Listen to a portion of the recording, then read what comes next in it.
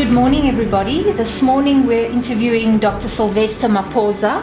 He's with IESA HSRC, and he's the proud recipient of the Research Excellence Award this year for a mid-level researcher. Dr. Maposa, I'd like to just ask you some questions. You joined the HSRC in July 2010, and over the past 5 years you've delivered a significant research output. What motivates you?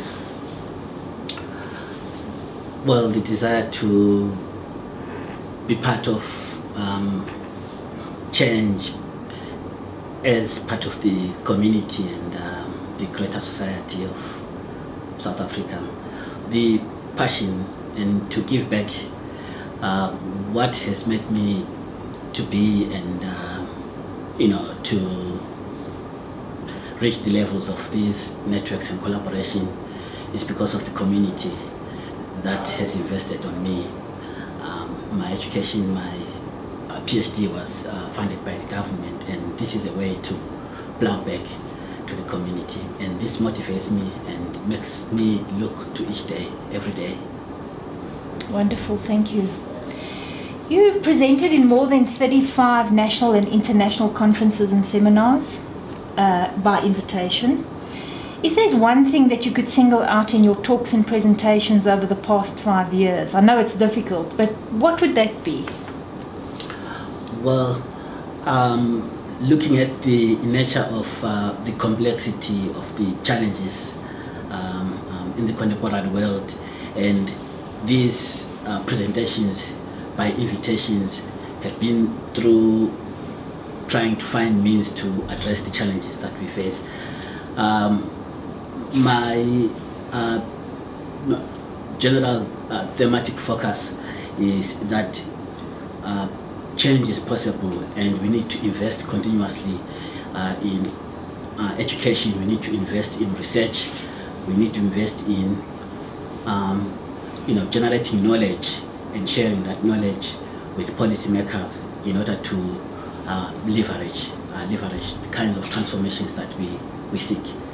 Right. How do we ensure, just a follow-up question, how do we ensure we have the ear of those policymakers, because they're busy people and it's not always easy? Well, the interaction that we have through the many forms of partnerships and collaboration and the work that we do assigned by key stakeholders of governments, this helps us to engage directly with various key institutions of the government, and through writing policy briefs, through having discussion forums and engaging also with higher education, generating academic and journal papers. This helps also to set spaces for engaging with key stakeholders of the government. So it's the researcher has to do a little bit of networking on top of the research as well. Yeah? Quite indeed, in order to be part of the community, and in order to spare the kinds of ways through which we can make a difference in various levels of the community. Lovely, thank you. Right, you're a visiting professor at Addis Ababa University's Institute of Peace and Security Studies. What motivated you to venture into this field? Well, largely I would like to express my sincere gratitude to the HSRC, to the African Institute of South Africa, and Professor Nania and Professor Pindile, and through the kinds of memorandum of understandings that we have managed to initiate with the African Union, with NEPAD. These have created platforms for us to engage with these key continental institutions. And the Institute of Peace and Security Studies at Addis Ababa University is an initiative that is of the African Union, and offers executive master's degree certificates for people who are already working in the African Union and also working in non-government organizations. Okay. And so this is one way through which we create knowledge sharing in order to help to begin to understand and work around policies and to begin to work around knowledge creation through which to engage key challenges that face the continent. Wow, wonderful, wonderful work. Right, Dr. Maposa, one more question. What would your encouragement or motivation be to young up-and-coming scientists? Keeping focused, the passion, and also engaging with ways through which knowledge sharing can be facilitated, especially engaging in problem solving research that would,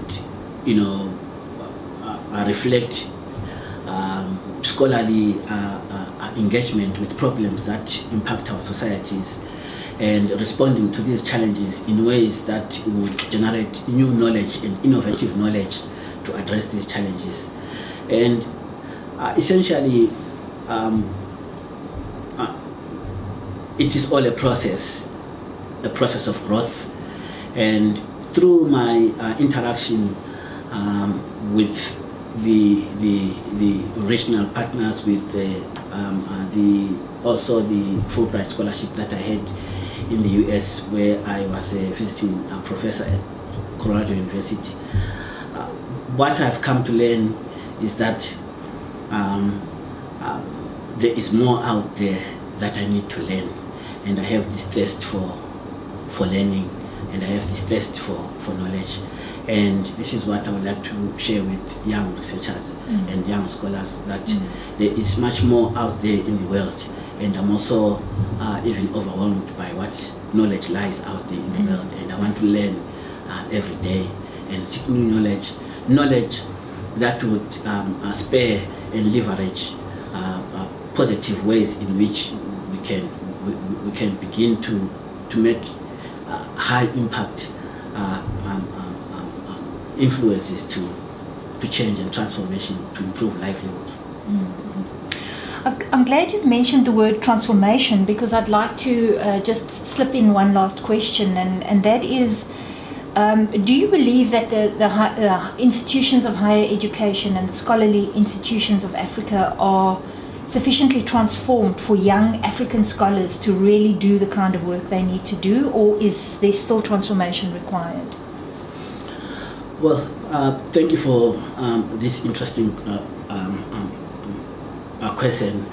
Really, there is quite a lot that we have to do in terms of us who, I mean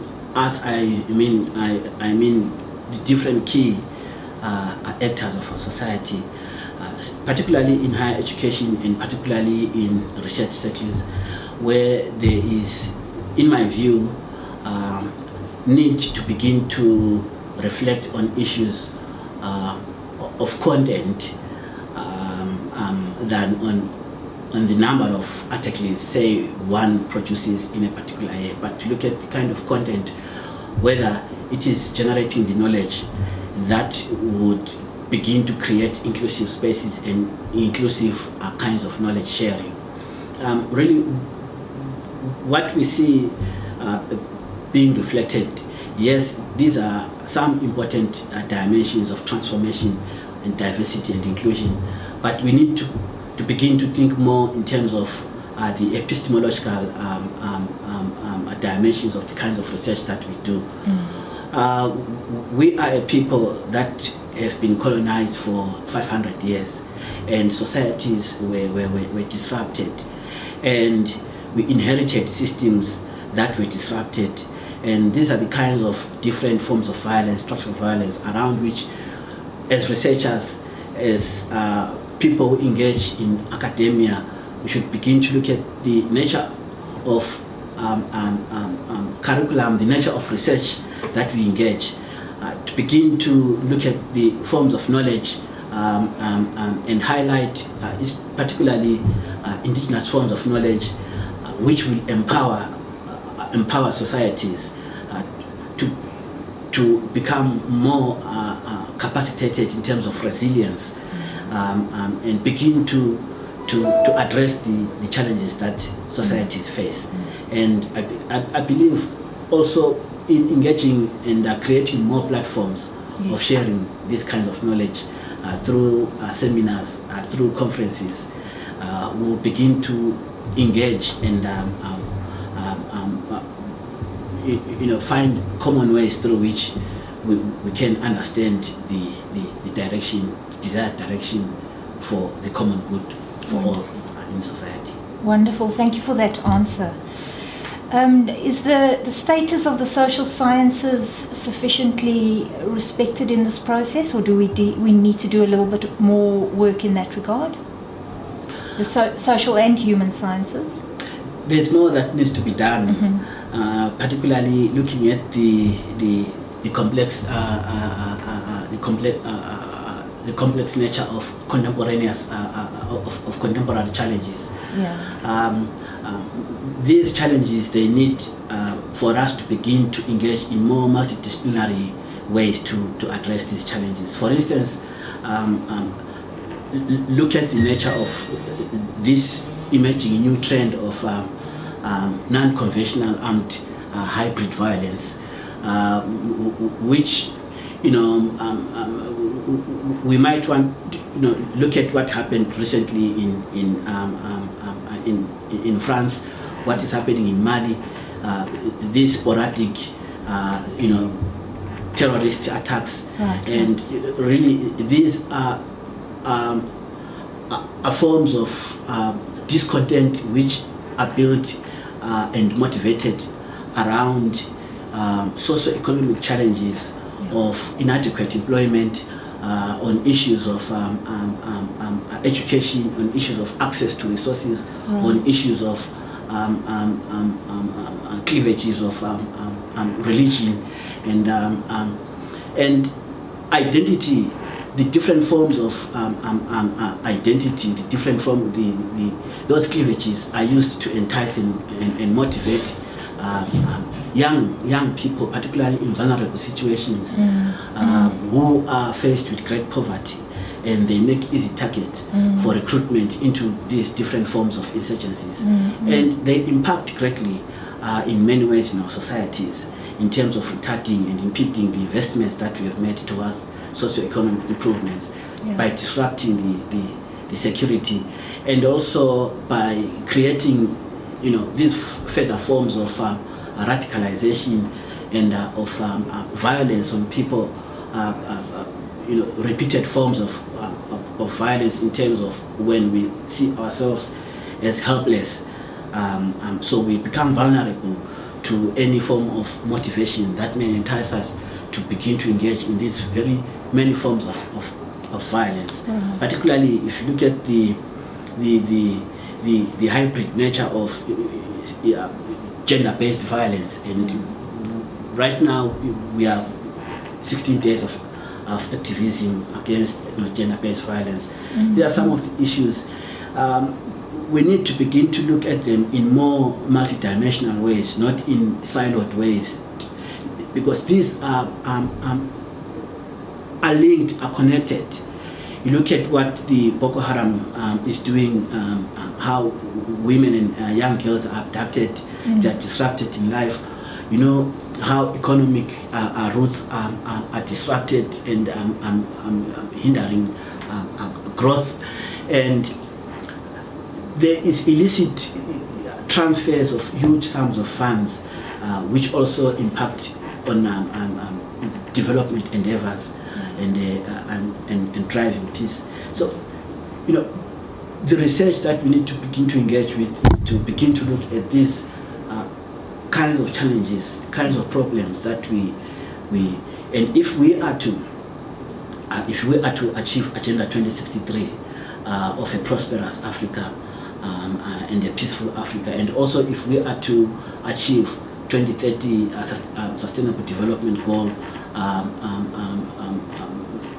on improved livelihoods, on peace, fostering peaceful relationships, and on creating opportunities and eradicating poverty, we need to begin to engage in kinds of research that speaks to these issues in more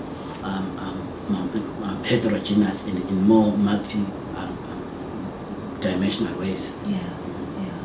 And I assume that that involves getting involved with technological solutions as well, because the solutions are, what I'm saying is, because you're talking about looking at it from a multidisciplinary perspective, but would that not even involve engaging with natural scientists or people who are coming with technological solutions to society's problems?